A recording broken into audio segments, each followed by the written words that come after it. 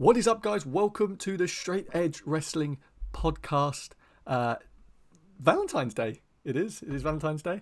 And we've got NXT Vengeance. And you didn't get me shit. I've got your wonderful video call. That's what I've got you. You have the pleasure of sitting here and chatting shit about wrestling with me for the next 40 minutes. You take it back. There's no returns. So I can hang up. If you are new here, please do like and subscribe to us here on this channel. It means a lot. Head over and follow us on Twitter at SEW_podcast. You'll see it up above, and the links in the description. It's been an interesting week, but I don't see much happening on Raw and SmackDown sides. I'll say that, because they're still building pay-per-views, but it's been an interesting week. I don't think it's definitely. I think it's improved on the last month's worth of, especially Raw. I think Raw has definitely improved on the last month of crap that they've had. Well, I quite like the fact though that we look at Raw. Drew wasn't too amused that he wasn't getting his one-on-one matches in an Elimination Chamber match now. Yeah. Just think, if you had a guy like Paul Heyman on his side, he wouldn't have to be in an Elimination Chamber right now. Yeah, there was. I think that the show started out, didn't it? With it was about Shane. Yeah. Yeah. So we had Shane McMahon come out and basically just announce that there's an Elimination Chamber, and these are the people in the Elimination Chamber. No reason given, and we moved on from it basically. There was lots of people in there who, I don't know, they didn't really have a good showing at the Rumble. They've got no reason to be in the Elimination Chamber. Why they there was a good bit of logic I saw, I can't remember who it was, put on Twitter about why would you then want to be in the Royal Rumble match when you've got to go against 29 other guys, when in theory you could just be in the Elimination Chamber and go against 7 other guys and get a title shot in that actual match. 7 other guys? How many is there? 1, 2, 3, 4, 5 guys. 6. 5 other guys. Yeah. So 5. I was thinking 8 for a second then. Yeah. That's a good point actually. I'm thinking, in Elimination Chamber, the champion's there. It's a championship match. So what gives the incentive for the Rumble? Yeah, but it's easier to get in the Royal Rumble than it is the Elimination Chamber. Well, apparently not if you're like people like AJ and stuff who can just enter at will. But I like the Elimination Chamber, but yeah, it was a bit weird. We'll get to the SmackDown one, but what I didn't realise though was it was apparently Triple H's idea for the Elimination Chamber, and Eric introduced it. Yeah. Same as Money in the Bank. I can't remember whose idea that was. And it was introduced on screen by Eric and Jericho, weren't it? But Eric just likes to steal people's ideas. As Eric Bischoff. But I mean, I like the show. I think you've been trying to say for a long time that Sheamus and Drew is the way forward for Mania. They're obviously not going to be doing that at Mania. It seems like now. Seems like they may change their mind. Yeah, maybe.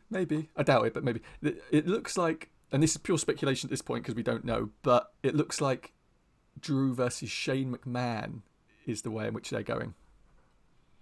Well, if they're lucky, Miz will cash in his Money in the Bank. Yeah. Briefcase at the end of that, and it'll be more entertaining than. I wouldn't mind that. I wouldn't mind that. Because let's be honest, if he doesn't cash it in Royal Rumble, he's got 3 weeks before it runs out. God, yeah, that's a good point.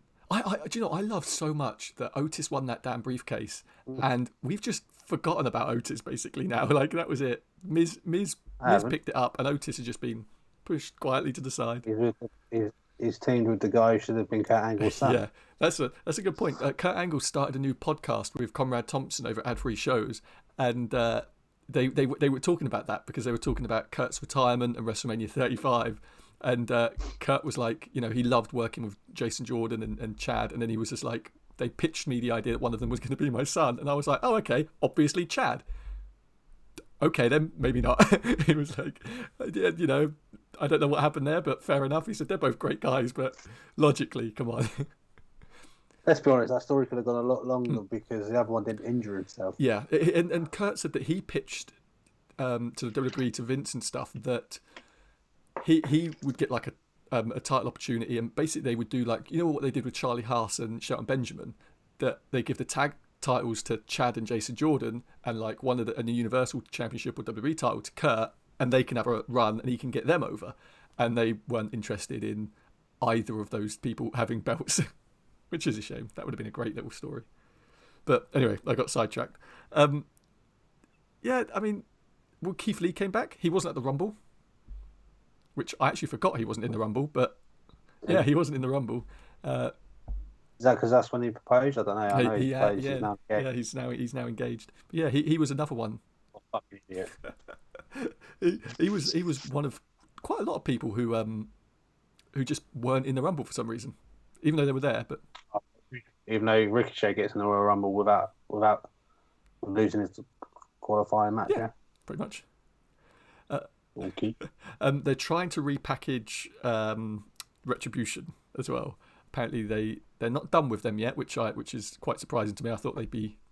Oh yeah. Yeah, I thought they'd be done with them, but apparently not. So they're going to try and repackage them. They're going to repackage them. Does that mean they're going to get rid of that guy that doesn't shut up and needs a haircut? Which one? T-Bar? T-Bar? No, I'm about Ali. Oh, I really meant T-Bar. There was so much more interest without him in charge. Yeah, it was just so underwhelming, wasn't it? And no offense, I'm waiting for some of the big guys when he starts slapping them just to knock him the fuck out. Yeah. I tell you what I did enjoy in the show. I enjoyed the Lacey Evans Charlotte thing. I actually really quite enjoyed that. I thought that was really good. I've been such a big proponent of Lacey Evans since she debuted, and I know people shit on her so much, but well, I would say she's got a sugar daddy, but let's be honest, Ric Flair ain't got that much money. Oh no, oh Lord, no. That man's been divorced way too many times for that. They had bankrupt a couple of times. Yeah, Vince only had to bail him out a few times. I tell you what, the match, however, wasn't very good, Charlotte versus Lacey, but you know, there was a point in that match where it was a bit awkward, where Charlotte threw Lacey Evans into the corner, and the idea obviously was that Lacey Evans was supposed to come back out and be booted by Charlotte. Instead, Lacey Evans just sat in the corner, and Charlotte just walked over to her, paused for a good 10 seconds with her face out, and then Lacey slapped her, and you could audibly hear her tell her, "Walk towards me." And then Lacey staggered out and got booted. And I was like, oh no, oh God, no, this is so cringy, please God.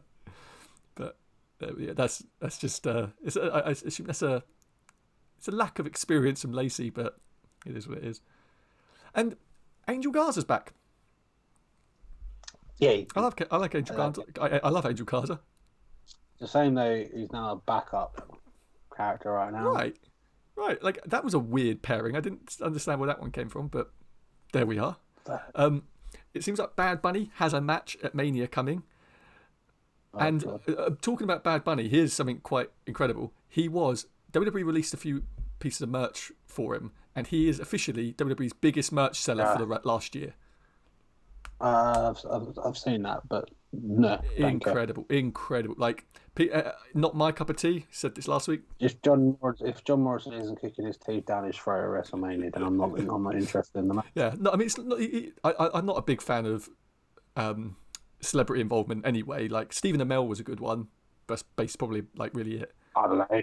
Hugh Jackman was great when he broke people's jaws. Yeah, but like, I'm not usually a fan of them having matches and stuff.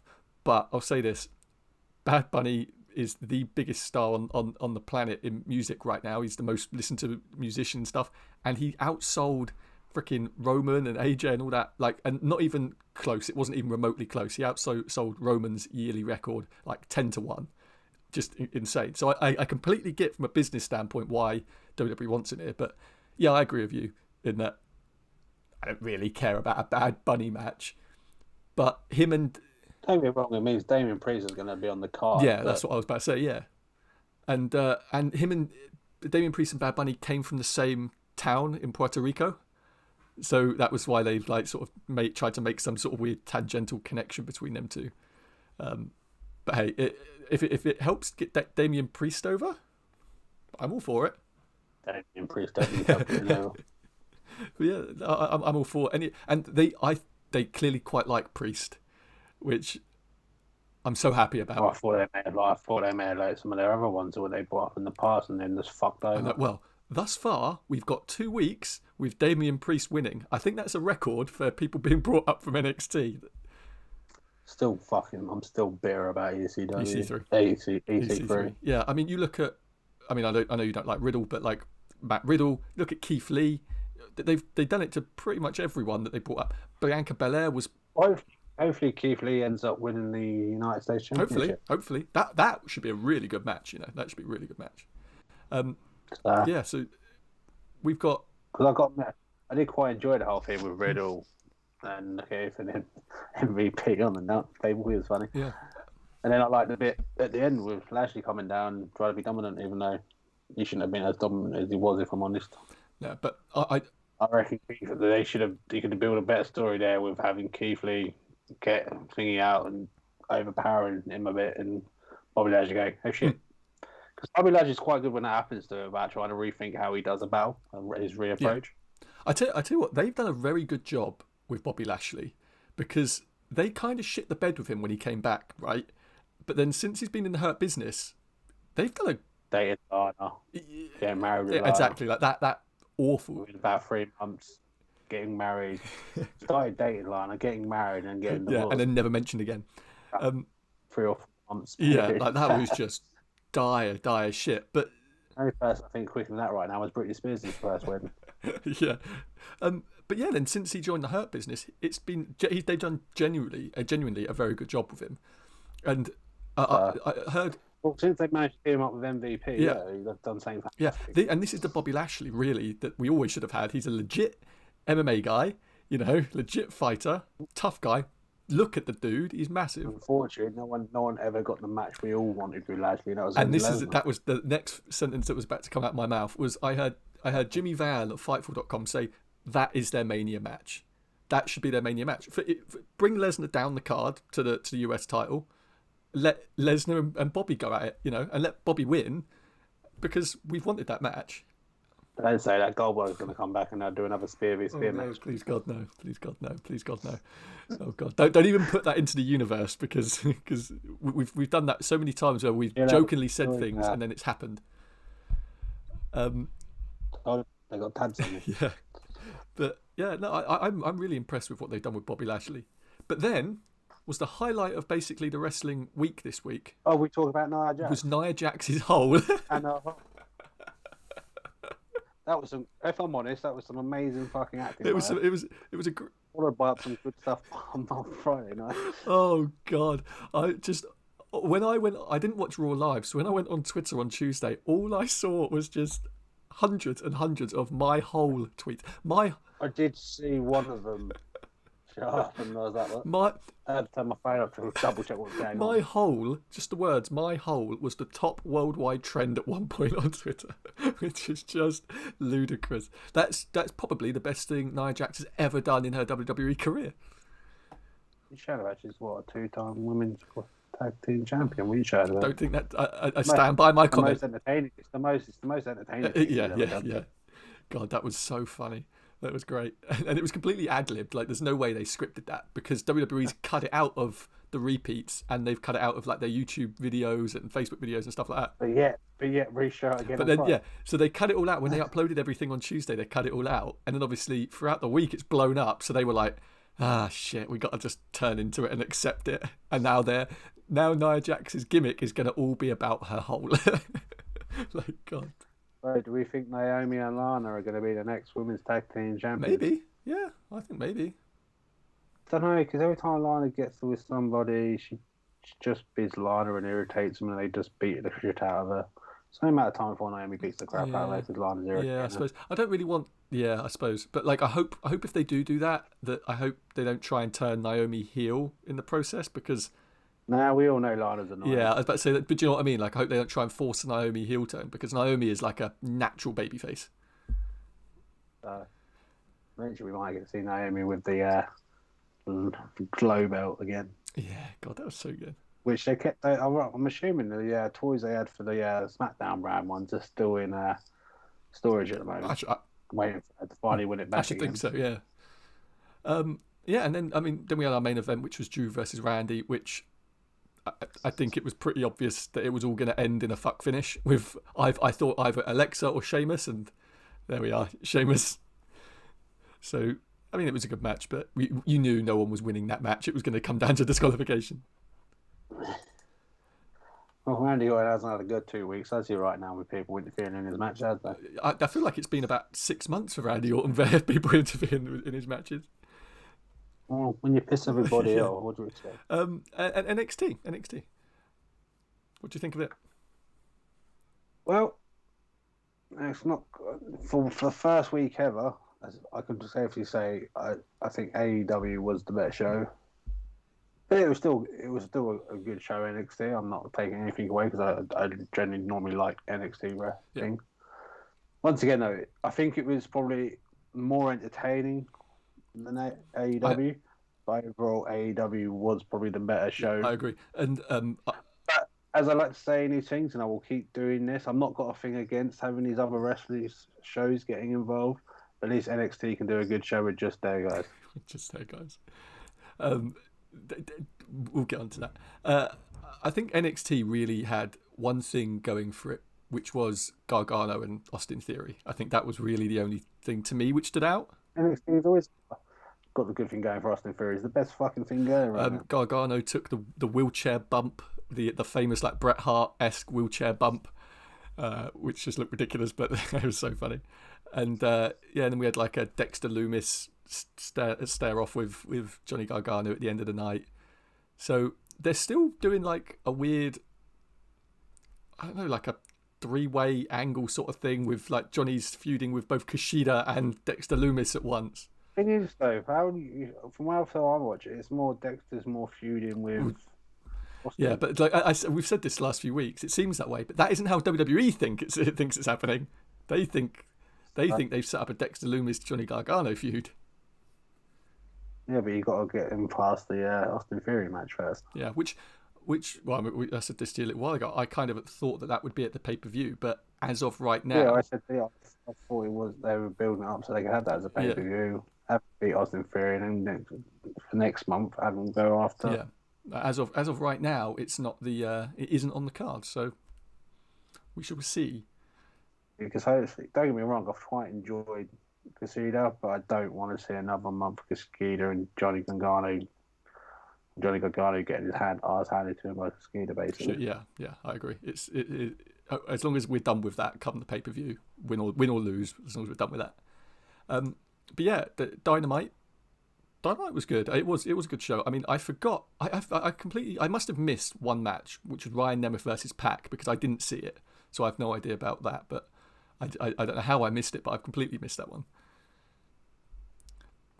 But yeah, we had like Kenny Omega playing golf. Yeah, I don't know. They're I think the thing which came out of AEW was, as we sort of said last week, Sammy Guevara. He's he's walked away from the inner circle. He's taking a break from AEW. Yeah. So we were saying that it looked like he was probably going to break off, and there we go. They've pulled it off straight away, which is. What's the bet that he comes back, beats the crap out of Max, and then becomes the leader of the inner circle? Yeah, I mean, it wouldn't surprise me. Or he has his own. He has his own version with like I can't think of the tag team's name. What's the tag team's name? In Inner Circle. Which one? There's like 5. No, the actual tag team. Ortiz and Santana. Yeah, Santana and Ortiz. Yeah, like I wouldn't be surprised if like he breaks off and does something with them. And... Well, no, because at the moment when it comes to him, those two are very high on Max. That's the problem. Yeah, but I mean, like, because then they can do a little Spanish gods thing, because that kind of makes sense. And I can foresee that that's something that they love in a marketing way. But yeah, I think the main two things to come out of this really are, we know that Matt Hardy's taking advantage of Hangman Page. Yeah, they were hanging out in the bar. And he signed some dodgy contract. That should be an interesting thing for next week. Yeah, I'm interested. I'm interested to see where this goes, because anytime they're actually doing something with Hangman, not just throwing him in a tag match, I'm happy about it. But that should be fun. Yeah, we had the Sammy Guevara thing, and really the New Japan thing, and Jon Moxley with a New Japan belt. Yes, that's finally allowed. And New Japan is going over to Impact as well, and there is now, don't know yet, but I know Dave Finley's rumored to be there, as well as a few others, but we know that Okada is also on his way to one of the brands, because Dave Meltzer's reported it, and it's the only thing. He's not gonna want to go back to fucking Impact after his last one. I shouldn't imagine so. Yes, but he's obviously going to go to AEW at some point, so because they've opened the door as such. They're allowing it to go. They're obviously building towards, at the end of the year or during the summer, a three branded like mega show, like WCW used to do with New Japan back in the day, and when they did like Collision in Korea and stuff like that, and WWF used to do it with NWA back in like 96, 97. So I imagine that's what they're aiming at, to do like a three-way show, which in theory could be freaking incredible. It could be, or it could just end up leading to a shit show. Because do you know what my problem is here? It's like, this is why Vince McMahon has always said that he won't do these things anymore. Who wins? Because and New Japan's gonna want their guy over, AEW's gonna want their guy over, Impact's gonna want their guy over. It just becomes a big clusterfuck, doesn't it? Like if you have Okada versus Kenny versus whoever from Impact, I don't know who their like top stars are right now, Moose or someone, they're all going to want their guys over. I don't know, it's all going to be a big old clusterfuck. Unless they can agree for Kenny to win all 3 belts. Yeah. Unless they can figure that one out. And at the end of the day, out of all the wrestlers there, it's the only one that you could see being convinced. And then New Japan singing a swindle the deal that he's over in Japan a lot more now. So once again, you won't see the AEW champion even less now on the AEW. Yeah, that's true. I should imagine. Yeah, you probably hit the nail right on the head there. In that New Japan desperately wants Kenny Omega, but they were so pissed off about him leaving in the first place that they were like just willing to cut all ties with him. But now they're thinking, we really want Kenny back. So you're probably right. They'll just be like, no, he can win as long as he comes back over to New Japan. You're probably exactly right. Sorry. But yeah, I mean, the tag match was cool though at the end. Kenny Omega and Kenta obviously picked up the win. There was some really good bits in there. Yeah, and Lance Archer was made to look very, very, very good in that match. Yeah.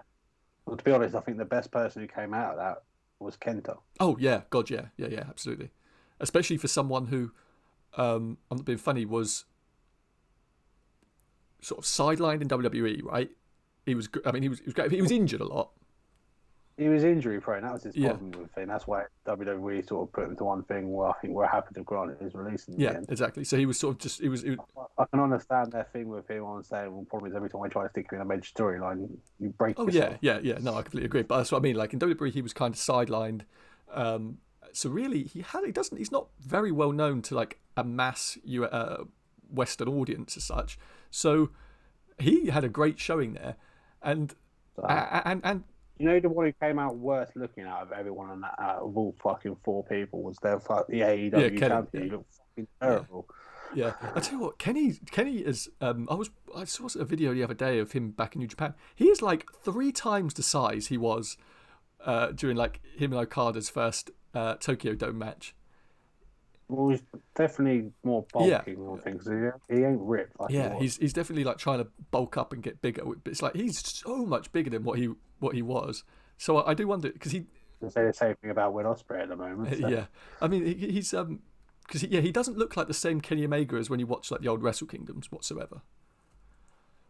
But I mean, I'm interested in this, and I'm interested in it as long as they don't shit the bed, and as long as it doesn't become like a WCW invasion, which is like notoriously one of the worst angles WWE's ever done. Just think how big Bullet Club's going to get on AEW right now. It's going to be 1999 NWO, isn't it? That's what it's going to be. Because they're still on it right now. I think they're officially planning on killing the Elite. I think because they've been using the term Bullet Club quite liberally again. Because I think the Young Bucks are getting ready to just get pissed off and fuck off. Yeah, I agree. What I'd love in that thing when that all happens is for them to go either to Hangman or to Cody. Yeah. Still hang out a bit. Yeah, because we don't really see much interaction between, especially Cody. Cody stays out of that lot, right? Completely. Well, yeah, well, that's because Cody's now busy with his wrestling school and his AEW responsibilities. And... Yeah. So like Cody sort of stays away from all that. So I would be interested in seeing that. I tell you who the one person well, actually there's two. Will Ospreay being one of them, but Will Ospreay is for some reason saying I don't want to do anything with AEW because that's Will Ospreay. Why. Well, no, I wonder why. They sacked his girlfriend. Remember? They sacked his. No, they didn't sack his girlfriend. They did. They let her go. Yeah, no, but they didn't sack her. They have an open door with her. They just said that because of the pandemic, they couldn't get her into the country whatsoever. Well, from what I understood, they let her go in the end when it came out about Will Ospreay and Brie with things over it. No, so it turned out they didn't actually let her go. What they did is they just, because she wasn't actually signed to them. That's what they came out and said. She was on a per appearance basis. She didn't actually have a contract with us, and we couldn't bring her in to the company because of that. So I think Tony Khan released a statement back in last summer saying, no, we want to work with her again at some point. But Will Ospreay's made it very clear he doesn't want to work anywhere but Japan. He only wants Japan and only Japan, and screw everything else. Well, he's going to fuck his career up with that, ain't it? Yeah, I mean, that's the thing. Unfortunately, Japan's only going to be so big. Yeah, I mean, we discussed this last week. I'm not going to get into it again, but like, the audience outside of Japan is tiny. So he could be big in Japan, but he's not Kenny Omega in Japan. As they say, like in Japan, Kenny Omega was a genuine household name. Will Ospreay isn't that. Because for some reason, Kenny Omega just, it makes no sense. Everyone fell in love with him over there, which I don't get it, but it happened. But yeah, the only other person I really want to see come in and do stuff is Jay White. Yeah. I think. Well, of course, Jay White will probably come. He's part of the Bully Club. He fucking leads Bully Club right now. And there's been a lot of back and forth. Probably a thing where Kenny Omega and him will come together because Kenny will want to be in charge of Bully. Yeah, there's been a lot of back and forth between the Bucks and Jay White and stuff on Twitter, where the Jay White tweeted out saying something along the lines of that they can pretend to be the Bullet Club, but I'm the leader of the real Bullet Club, and I'm waiting for Finn Balor to get involved. Excuse me. Yeah, excuse me. If it wasn't for me, you wouldn't have a Bullet Club. And the Bucks replied to Jay White something like, Bullet Club t-shirts haven't been in the top selling t-shirts at Pro Wrestling Tees for 5 years now, since you've taken control. But yeah, no, there's lots of possibilities, but I just hope they don't overdo it. I think this is what you were saying that last week. I just don't want like 20 New Japan guys in, 10 Impact guys in, and then we just lose all the AEW stars, you know. What, like we lost with the AEW Women's Champion. Exactly, where the NWA Women's Champion gets... Because at the end of the day, you still have a fourth company that I was talking about, which is still the NWA, although it's more women than it is anything else. Yeah, that's true. Yeah, I don't know what's going on with NWA, but yeah, no, you're right. But yeah, as long as it just doesn't get a bit... The one that upsets me is I'd love to see the NWA 10 pounds of gold come in and be defended on that show. Since they started like the Thunder Rosa stuff, I'm genuinely so surprised that Nick Aldis hasn't popped his head up. But like, he lives in Florida. He lives right there. So that genuinely does surprise me because he's not doing anything right now. NWA's not been filming. So yeah, that does. Well, I thought they restarted doing some of their TV stuff on YouTube. Yeah, because they've done a nut different TV show than what he... Yeah, they've done like an odd few bits here and there, but like they've not, had like a consistent like week to week like that, like they had. But you think about all the stars that were part of NWA. You've got, I mean, freaking, they just signed Scott Steiner like the week before the pandemic like shut them down. They got all these stars under contract, which it would surprise me they've not popped up anywhere on like Impact or AEW. But I'm sure they bloody will. I'm sure it'll be a 4-way thing at some point. But yeah, then we have SmackDown.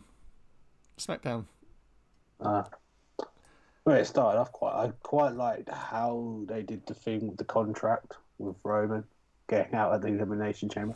Yeah, that was really smart. And do you know what I really loved about that was Roman's real cocky, arrogant, slow walk to the ring. I don't know why, but it just really... I thought that was such a nice little touch of him just being a complete arsehole to Adam Pearce. But Adam Pearce not backing down, which I thought was kind of cool. Apart from shitting himself. He shit himself and ran away. But he stood no nose, and Paul Heyman had to sort of like Maybe not. Maybe I back. know what I did actually like from that moment is he took the picture from that bit and was like, I think he likes me. Put it on Twitter. Yeah. But yeah, and I said this to you before the show, and I stand by this. This is how they should book an Elimination Chamber match. Give reasons as to why the damn people are in the match. Right? So, All 6 people, Adam Pearce, it was a throwaway line, but he gave reasons. You know, Kevin Owens has stood toe to toe with you and was this close, and in theory, actually probably beat Roman, you know, at the Rumble, but whatever. You know, but he did. but yeah, so he gave reasons as to why these people were supposed to be in the match, and I like that. It's something small. You know what? I think I would have loved to have seen Dominic in the fucking Elimination Chamber and watch him out. Jesus Christ, Dominic into that announce table. Did you see that? Oh my God! I thought he'd broken his damn neck. Jesus Christ, that was frightening. I don't know what. No, it's got a few more years. If he's anything like his dad used to when he was younger, he's made out of elastic. Give it another 10 years, his knees will give out on him. Yeah, that's true. I mean, Rey Mysterio was being lawn darted into the trailers by Scott Hall when he was that age. But I just don't get why guys do the suicide dive out towards the announce table. We've seen that so many times where it's been like so close to someone breaking their neck. Yeah, but if you look at Ray Phoenix at the moment, every time on AEW when he jumps out, he's always smashing his leg. Always. Yeah, always. So it doesn't seem to always matter where you're going right now, and you're going to hit something. I did see multiple people say maybe Dominic's related to Ray Phoenix and not Rey Mysterio. I did see that. That was smart. So yeah, there was some good bits in it. I like the Apollo Big E thing, but I tell you what, I did really think for a split second, I thought Christian was going to come out. Because I was like, come on, Big E's been teasing it. Big E's been teasing Christian as an opponent. They ain't gonna do a throwaway match for Christian. No. I didn't mean a match. I meant like just come out to set up maybe a match at Elimination Chamber or Fast Lane or something. But I reckon they're gonna go that way. That's what I think. I think Christian's gonna come back against Big E because they're teasing it on their social medias. Well, as soon as Big E can somehow get rid of Apollo. Yeah, so I imagine that they're going to have Apollo at Elimination Chamber, and then he needs a Fast Lane feud, and then Mania, probably Christian.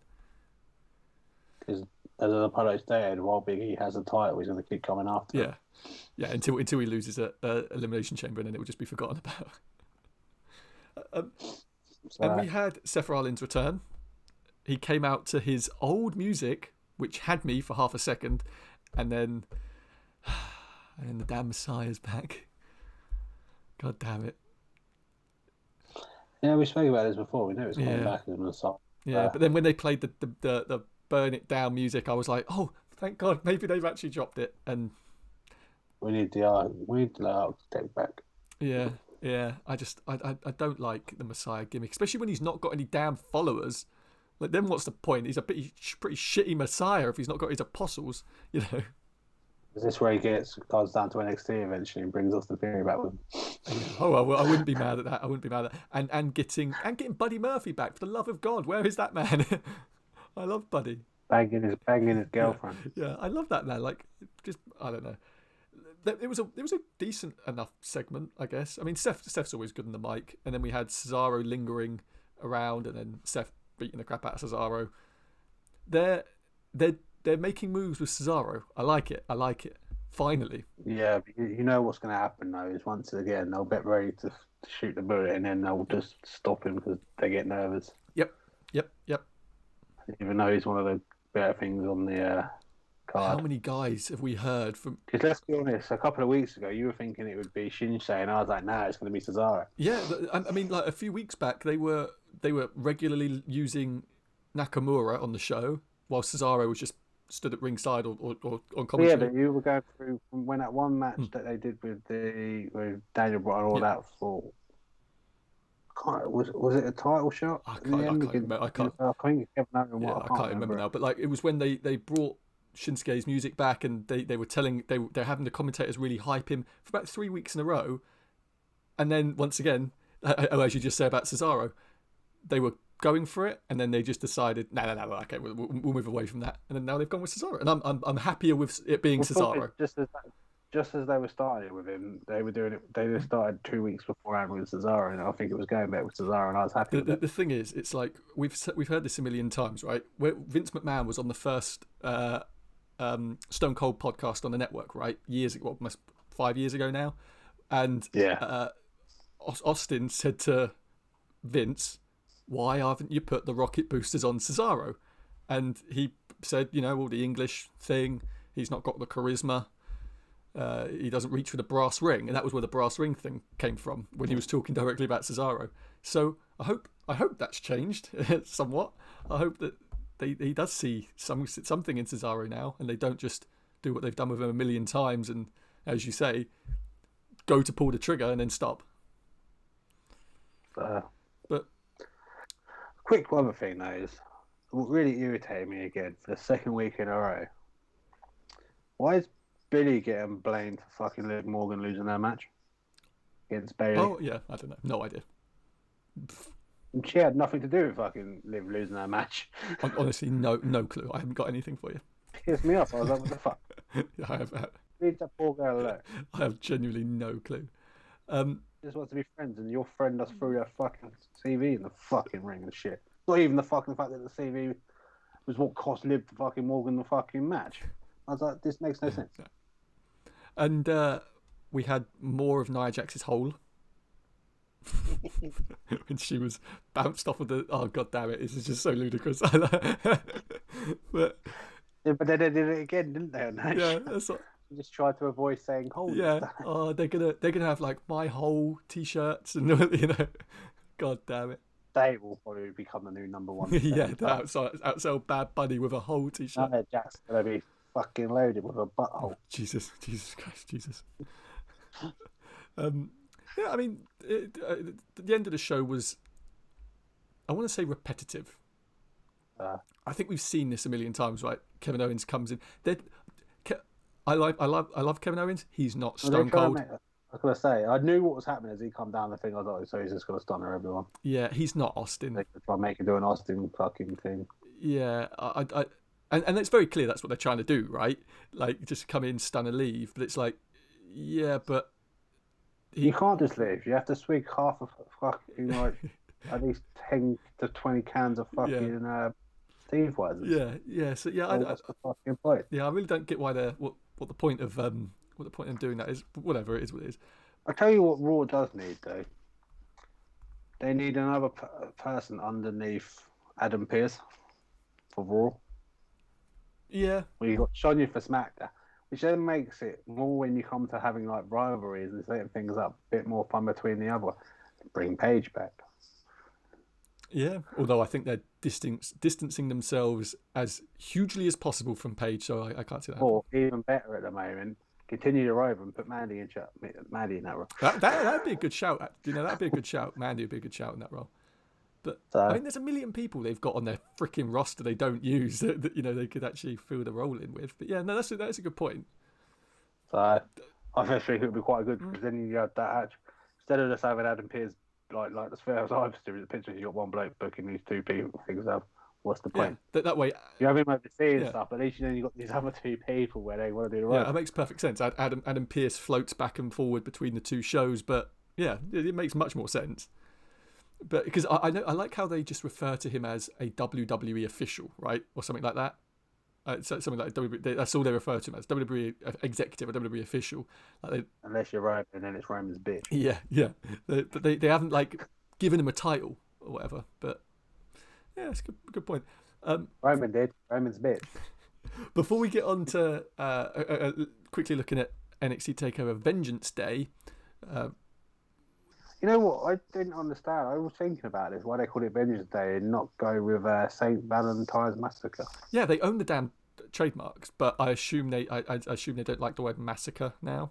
I'm going to assume. I reckon that's it. You take it and you own it. It's one of the most famous names of a pay-per-view they've ever had, But yeah, I'm going to assume they just didn't want to use the term massacre. But it's St. Valentine's. Yeah. Let's go St. Valentine's Day Bloodbath. St. Valentine's Day Vengeance would have freaking worked. But yeah, before we get onto that, there's not been much news this week, but there was a Triple H press call this week where he was asked about Velveteen Dream, and where he quickly tried to ignore the question about Velveteen Dream again. He was asked where he was, and he just basically responded by saying he's still training with us. He's still under contract. We've answered this a million times. Yeah, because I'm thinking Triple H is hoping that he will eventually go down so he can bring him back. But the problem with damage done is the wrestlers don't want to work with him. Yeah, the wrestlers don't want to work with him, and the press aren't forgetting this one. The media aren't forgetting them. Neither the fans. They're really not. They may forget some of these people, but they're not forgetting Dream. Well, what pisses me off the most was the fact that Austin Theory got dropped from the main roster for this. Yeah. He did nothing wrong. Yeah, literally, they wiped him off of freaking Monday Night Raw like a dream position, for the accusation being quite serious, and in reality, it was he took a picture of a fan, and that was it. Like there was nothing nothing whatsoever, and he was dropped. Velveteen Dream comes back from having after his car crash with all this still going on around. He gets scoped for a fucking title shot for the North American. And Velveteen Dream's, the accusations against Velveteen Dream, which I won't say here, but they're very, very, very serious, haven't been disproven in any way, shape, or form as of yet. So, and WWE say, we conducted our own internal investigations, found nothing about it. And then the person who was accusing Velveteen Dream comes out and says, they never even spoke to me. So it's just bollocks. It's just bollocks. Of course they did. They did an investigation. They spoke to Velveteen Dream. He said he didn't do it. That's fine. Exactly. That's it. They're basically just patting themselves on the back for. Oh, it's so stupid. Let's be honest. If they like you, they'll do that kind of thing. If they don't like you, then you're out the door. Apparently. Yeah, exactly that. You hit the nail on the head. Yeah, and if you see fucking free, you just got to sit there for fucking months before they sack you. Yeah. And what fucking best talent they could have had on that roster, and they didn't fucking use it. And what else was said on that call? We had he discussed ratings again. People asked him about the freaking linear eyeballs thing that Nick Khan had talked about, and Triple H towed the party line once again and said, "No, I don't think we have lost any viewers." I don't know how the hell they're on that same wavelength as right now. I don't know how that's the line, but there we are. And what else did they say? Oh, he spoke about what's his name that was released. Cutler, who was released, and Triple H said, "I don't know anything about it. I'm not talent relations anymore, basically. But we take COVID protocol very, very seriously, and etc. etc." He just sort of reiterated that, which I think cements the fact that we know it was COVID related. The fact that he brought it up, which is something. Even though WWE's been getting a lot of shit about it for the last week, even though I 100% believe they did the right thing. Well, yeah, we take COVID very serious, and we might now be having 40,000 fans in an arena for WrestleMania, which is now going to be half of what the actual attendance, what is more or less is there, ain't it? Yeah. Yeah, I'm going to look it up, but yeah, we haven't actually spoken about this yet.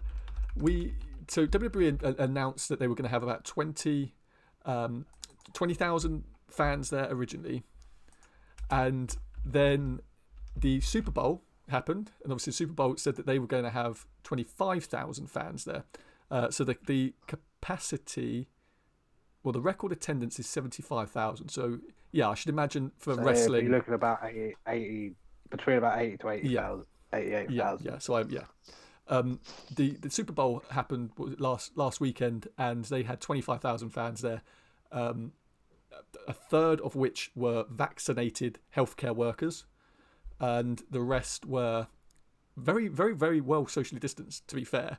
They had cardboard cutouts in between people where you basically paid some money to have your face put on a cardboard cutout, and then they shipped it to you afterwards, which is, it is what it is. But if you watch... I'm sorry, but I just think you're a moron for fucking paying.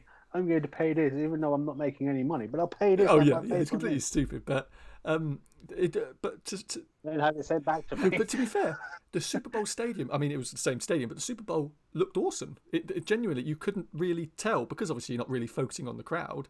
You really couldn't. When they were doing the long shots, it looked packed. It looked packed in there, but it wasn't. The only problem being, and this is going to be a problem.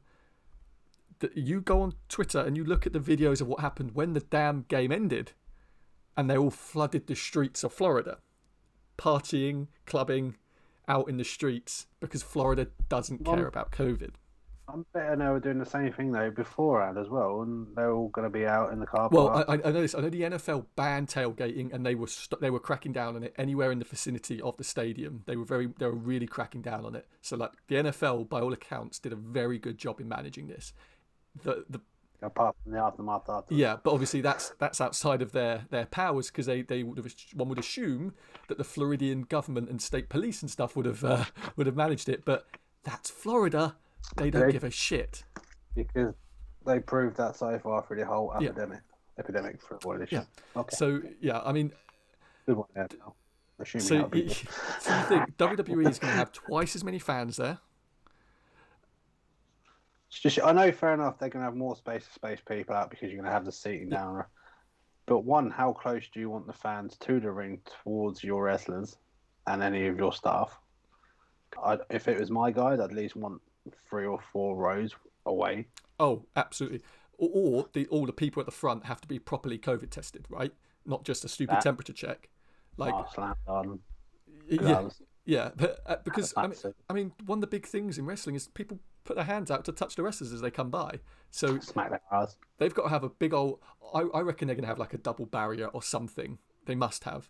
But apparently WWE had people at the Super Bowl and in the area to see how it was being managed both before and after the game. They were too busy talking to Chris Jericho because Chris Jericho is at the Super Bowl. Yeah, so was Cody. I saw Cody and Brandy as well were there. But yeah, so they did send someone. But either way, it doesn't reduce the fact that I personally think it is absolutely insane. I just think it's too many people. Way too many. I think. No offense, you could fucking add 10 to 15,000 people there, and you'd have more access for it than we did last year. Exactly. But I mean, adding in a bit of extra crowd noise, fair enough, to help a little bit. But yeah, all they've got to do is put the fans on one side, right? The camera side. They don't need it. They can put the Thunderdome on the other side, really, if they wanted to. They don't need. They can put them spaced out on one side so it looks like there's more people, even if there's like 5 or 10,000. But it's just so crazy to me. But there we are. They want to make that. Want to make some ticket money back, even though they just made record profits. It is what it is. But like WWE, well, that's actually another point. WWE had all of their employees, not wrestlers, all their employees on a call this week to tell them that all pay rises that were promised, all bonuses that were promised, all benefits that were promised have been frozen and will not be happening this year. So, why? Because I thought for the last 2 years they've made nothing but profits. There we are. That's the company, right? That's the company. I think it says a lot. At the end of the day, as a wrestler right now and as an employee, do you really want to be carrying on after the last 2 years? You really want to carry on working for these guys? Once your contract comes to an end, surely you just want to be like, fuck this. I think it says a lot about loyalty, right? I think that's the thing. I think it says and like. Is it loyalty or is that the fact that they just get a decent paycheck? No, I mean I think it should go a lot to say that they're not loyal to me as an employee, right? Like that. I think that's and like. All I am here is to make them a major profit, and I get fuck all out of it. Exactly. Like, and 2021 is going to be an even. To be honest, I know how that works. Yeah. But like 2021, they're going to be even more profitable because the Peacock deal is going to be in it. You know what I mean? So they're not going to give people the bonuses, and yet I think that's just so shitty. These people have worked throughout the pandemic, like all of us have, and they've been putting on damn shows throughout this pandemic and traveling with them, and yet they get shafted. I think it says a lot about the company and a lot about Vince. But there we are. So NXT TakeOver Vengeance Day is tonight. It is a 5-match card. So let's go through some of these matches. So we have, if it will actually pop up for me, we have. You want me to start off with that? Yeah. Oh, to start off with, we have the triple threat NXT Women's Championship match. Io Shirai versus Toni Storm versus Mercedes Martinez. Yes. I don't know. I'd like to say Toni Storm. I'm going Toni Storm. If she doesn't win it, I'm done. I'm done with wrestling. I'm saying it now. Yeah, I'm going Toni Storm. I've got hopes. Well, if she doesn't win, then I'm not here next week for the podcast. So. We then have the Women's Dusty Rhodes Tag Team Classic Finals. The way they've built Raquel Gonzalez, if she doesn't fuck, don't get me wrong, because I love fucking Chelsea Blackheart. Yeah. If I'm honest, I don't care that much about Ember Moon. She's got way too much of an attitude. But the way they built Raquel up, if she's not winning this, they've spent 2 months really, really building her heavily, really very well as well. And I wouldn't mind actually Raquel in Dakota. I'm not a major Dakota Kai fan. She's a bit pain in the ass, but I actually wouldn't mind finally seeing an NXT Women Tag Team group win the Women's Tag Team title and have a bit of a fun running around the free shows.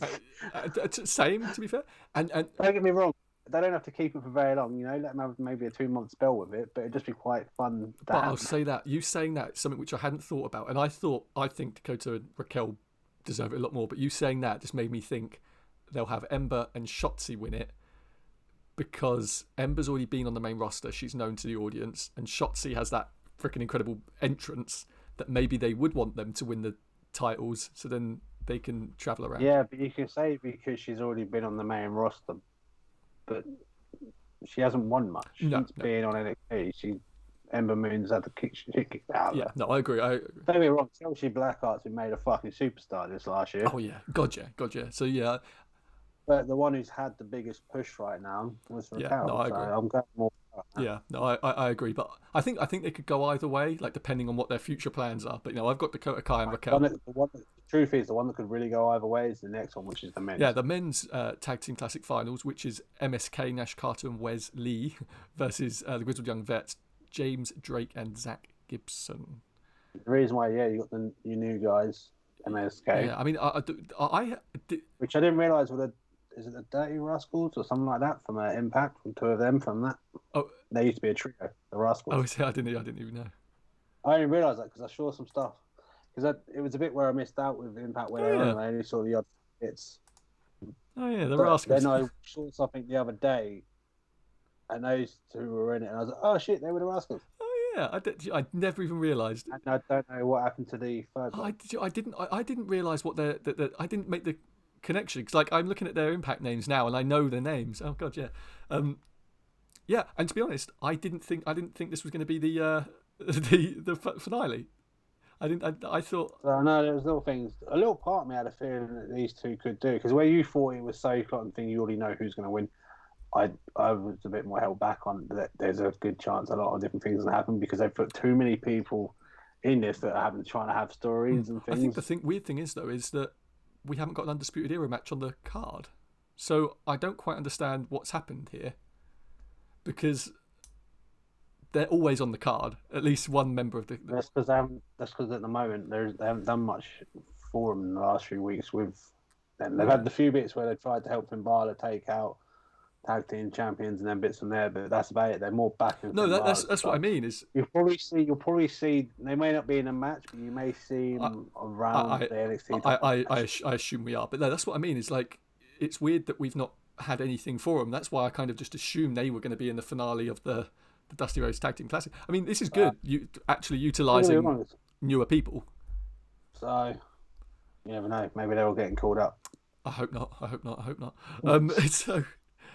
God, could you imagine Adam Cole in that main roster? Adam Cole is so talented. Well, they all are, but Adam Cole's so talented. But he's a tiny man. They will have him jobbing in no time. They'll be the ones going up against Hurt Business. Oh, God damn it. Just being squashed. I honestly, I don't know. Probably Grizzled Young Vets. I don't know. I little part of it.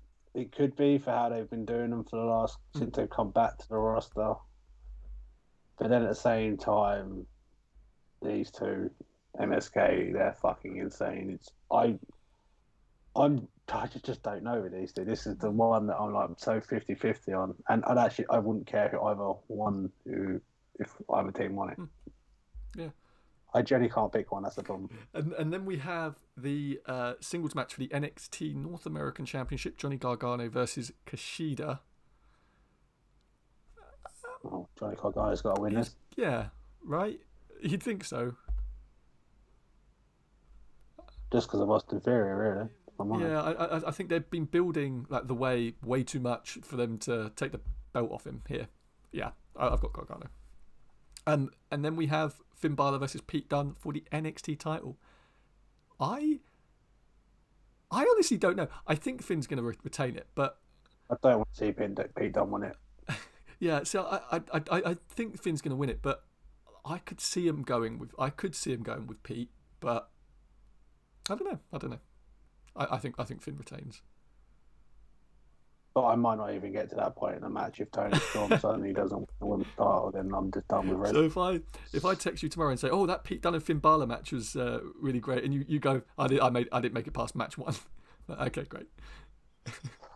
I told you I was done with fucking podcast. You already knew this. I'm done with wrestling. But it doesn't make sense to me anymore.